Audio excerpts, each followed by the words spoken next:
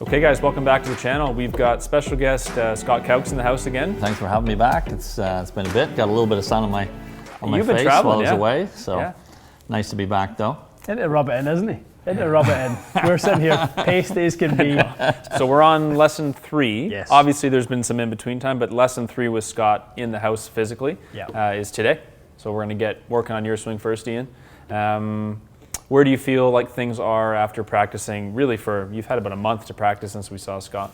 Yeah, I mean, I think things are pretty good. I mean, I would say three lessons in, but 3 months in is probably the way I think about it. Like, we've accomplished a lot in 3 months, a lot more than most people would, I feel like, in 3 lessons. Agreed. But I think the 3 lessons has been the right quantity of lessons in the time period because there was a lot to do. We had to address a lot of things. We changed our pattern. We went to elephant trunk. We had some other things technically that we wanted to look at, dynamic lie angle, a few things that we wanted to get in order to get us to where we are today for lesson 3. And I feel like we're at a good spot for the next kind of conversation piece or next piece of the puzzle. I'm looking forward to seeing what you guys are going to work on today because I've seen you hit some balls and seen your Instagram posts and stuff. Your swing looks good. It's getting okay. So I'm kind of curious what you guys are going to do today. So today we're going to have a little bit of fun. We're going to talk a little bit about some ground reaction forces, or basically how we use our feet. Yep. A little bit in an elephant's trunk pattern. Right. And hopefully we're going to start working on the journey over this month is going to be a bit about speed production. Right. Okay. Yeah. Love it. Okay. So I want you to go ahead and set up for me. And what we want to understand a little bit is mostly lead foot. Mm-hmm. Okay. And understanding how the lead foot's going to work. So with our elephant's trunk pattern, we had our high pressure point on the backswing. Yep. If we go back, okay, and then around P4.5 or just after the top of the backswing, we reestablish that pressure point down and lower on the pec. You know, what that feel kind of was like. Mm-hmm. Now from here, we're going to use our left foot quite a bit to help pull this club around the corner. Right. Okay, and what we're going to do is we're going to imagine that if this is 12 o'clock here, mm-hmm. we've got 11 o'clock, we've got 10 o'clock, we've got, let's call it 9:30. Right. So what's going to happen as you start down is we're going to push this foot in this direction toward 11 o'clock, okay? Now as we push the foot, or as we're trying to slide the foot this way, it's like me holding your calf and pushing you forward, but I want you to fight me. So push away, there you go. Right. So you feel that pressure there. Mm-hmm.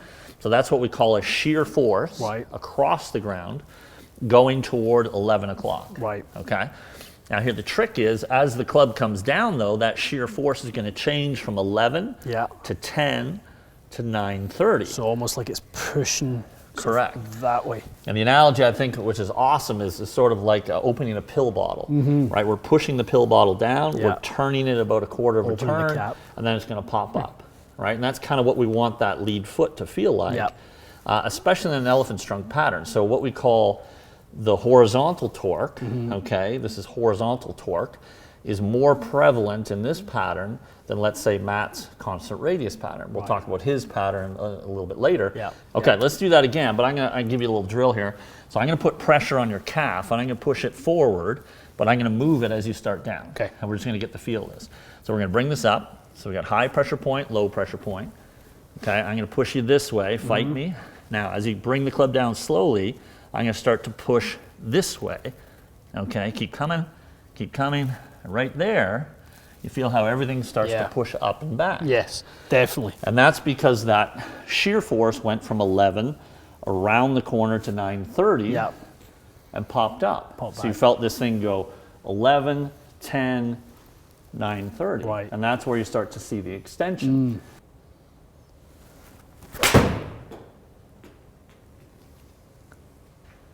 I think the biggest thing, Ian, you'll feel is in the finish, you're going to feel like your arms are lower, but your hips are higher. Does that make sense to you? Like when I push there that way, it was almost like a little bit of, you know, people used to talk about like a reverse C, Monty, you know, reverse C, but in a different way. I feel like Monty was pushing too much to get in his reverse C, but it was like, you know, I had something pushing the pelvis forward, and sort of my swing felt like it finished much earlier. Right. All the energy was out at the right time. Normally I have too much energy kind of still going at this point. It felt like the push back up really just changed the propulsion of energy into the club. And that's something to, when we start talking about the exits and what the club is doing through the exit and how we control that exit. Right. So when you're pushing the ground at 930, what that's doing, that's driving the rib cage through faster. Right. Because your arms are attached to that rib cage, we see less change at the wrist level. Got it. Okay, so that's something for you to understand, is that when we have some flippy releases and some poor exits, there's a big deceleration, acceleration there where the arms are massively going quickly, but the body is slowing down. Okay. So when you push vertically into the ground at 930, what you're doing is causing the rib cage to slingshot faster, which then causes the arms to stay attached to it. So we see less disconnection of the arms to the rib cage, and that's why it feels like the arms are lower, but the hips are higher.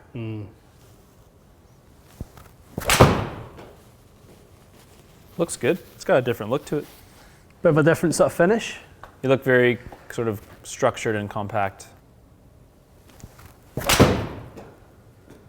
Like, it's almost like I feel like I'm not sure I could get the club kind of behind me into my regular finish. It just feels like done, you know, here, like Fleetwood, you know, asking that kind of short finish. Right, and again, what it was before, you still had some travel in your rib cage left. I did, for sure. Okay, now that you're pushing this up and around, your rib cage is finishing quicker, which is why the arms aren't sort of flying off the pivot as much. Yeah, very different finish there. That was great. So there's some interesting timings to all this, okay? So there you go. That was a fairly effortless 92 miles an hour. It's a lot more ball speed than I get out of 7-iron normally. Right, 125, beautifully done. So a couple cool things about this is the timing of this when you're hitting 11 o'clock, okay? It's not quite where you're the heaviest. Right. Okay, right between 11 and 10 is kind of where you want to kind of spike the ground downward, if that makes sense. Yeah. Once you get it around the corner to about 9, you know, between 9:30 and 10, that's where you're actually getting lighter again. You're starting to push up off the ground quite a bit, and we're actually putting less pressure into the ground. Right. So there's a real timing mechanism of this that's related to where the club is. Right. Okay. So that's what you're trying to find. So when you get a really good one like that, it's kind of like you hit all the windows.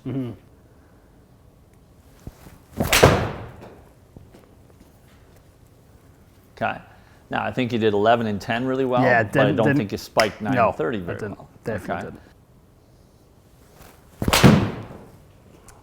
Okay.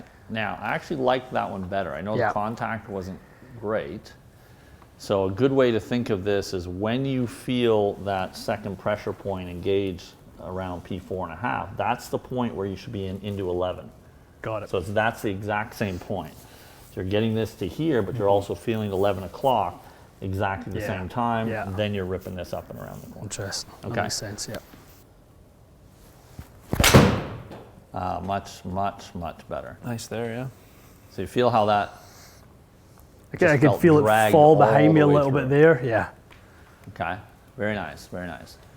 So, I mean, just a smidge slower, but not much slower, but I like the sequence there. I thought was fantastic. Felt better. Great swing. A little tiny bit thin, but great swing. And by the way, we want the mist to be thin because it's coming in so much shallower than you're used to. For sure. Okay.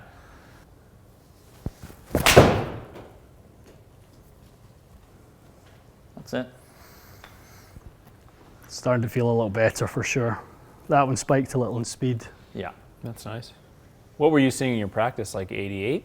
Yeah, I would say I'm seeing like high 80s in practice. So a quick 4 to 5 miles an hour from that move is pretty significant on a 7-iron. Yeah, definitely. Like, this is the first time I've kind of pushed speed on it, and it's not so much like I've pushed speed like this before, but I've never pushed it from the lead leg before, ever. It's always been, you know, very kind of, we talk about cranking it from the top and stuff like that. This feels entirely different. Probably felt like the best strike of all of them today. Well, certainly going a long way. 94, 128 and a half ball speed, very nice. Good, yeah.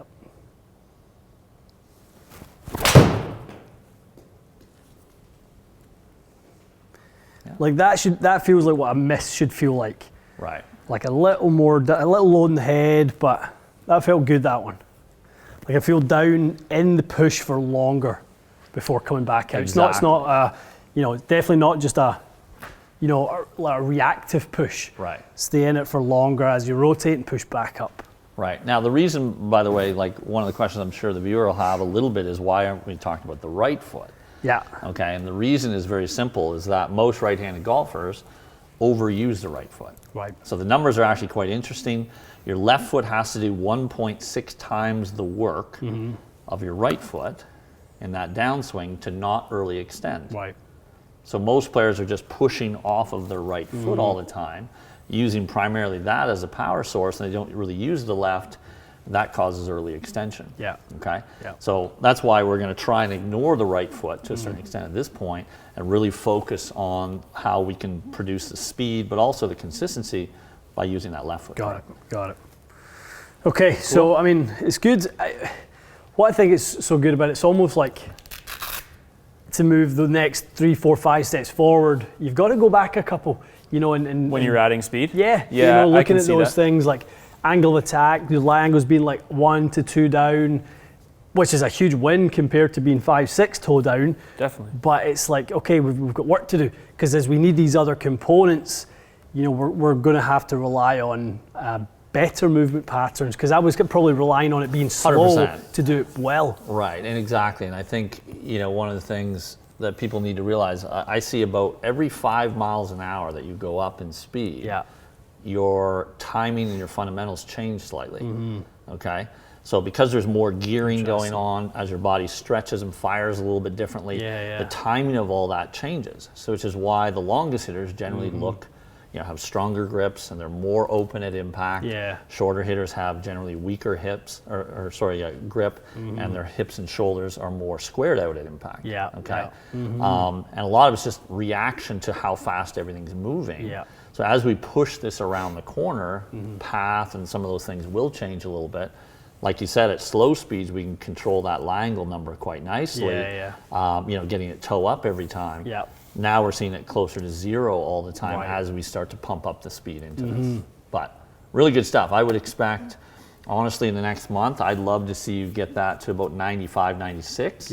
You'll see ball speeds around 130, which would be well above sort of PGA Tour averages, or around 125, 126 miles an hour with a 7-iron.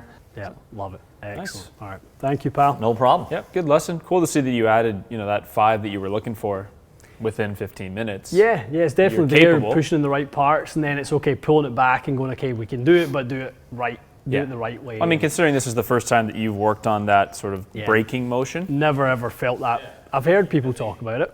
I think I've seen some body language in your finish that I've never seen before. So it'll be cool to see you drill that in and take the next 5 to 6 weeks to really work on that and see kind of what your speed can get up to under control. For sure. Ultimately, you want to control the path with 95. That would be great. Yeah. Love it. Awesome. Okay, guys, that is Ian's third lesson. I'm up next. It's going to be a little bit more of a challenge for Scott. I got some cleaning up to do, so stay tuned for that, and we'll see you again soon.